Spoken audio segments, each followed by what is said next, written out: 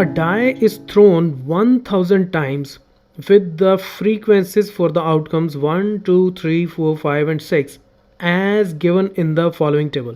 Okay, हमने एक die को 1000 टाइम्स फेंका, ठीक है, और हमने नोटिस किया कि उसमें से 179 टाइम्स 1 आया, 150 टाइम्स 2, 157 टाइम्स 3, इतनी बार 4 आया, इतनी बार 5 आया और इतनी बार 6 आया. ये इसकी फ्रीक्वेंसी का मतलब कि कितनी बार कौन सा नंबर आया, ये आउटकम.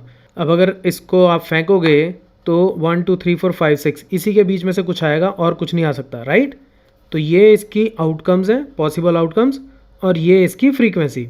अब वो कहता है find the probability of getting each outcome.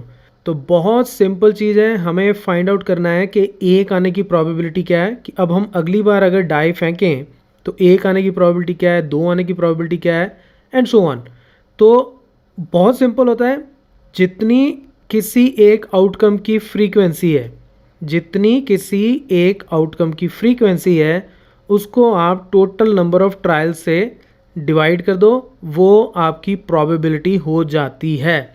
यानी कि ये जो हमने एक्सपेरिमेंट किया है इसमें टोटल नंबर ऑफ ट्रायल्स ये कितने हैं, 1000, ठीक है.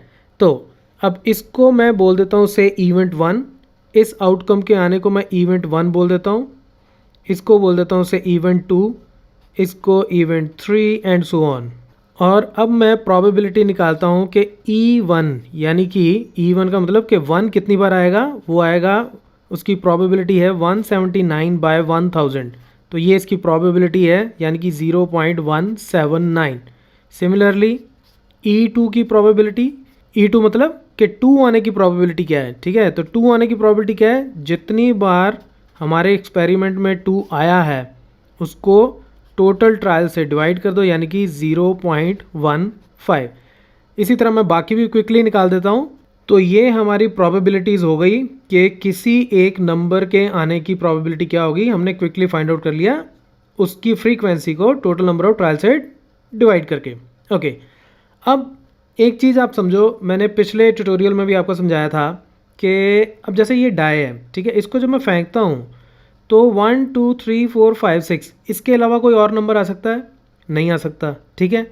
अब आप एक बात याद रखना कि ये जो मेरे पास पॉसिबल आउटकम्स थे इनकी फ्रीक्वेंसीज का सम अगर 1000 के बराबर हो, यानी कि टोटल नंबर ऑफ ट्रायल्स के बराबर हो, तो इनकी प्रोबेबिलिटीज़ का सम हमेशा 1 होगा. तो आप चेक करके देख लो इसको क्विकली. 0.179, 0.150, मैं इन सबको क्विकली यहाँ लिख देता हूँ. तो इन सब का जब मैं सम करूँगा तो वो मेरे पास कितना आ जाएगा, 1. ओके, ये आप करके देखना, मैंने ऑलरेडी करके रखा हुआ है. So that's it from this tutorial. Keep watching मैथमाफिया.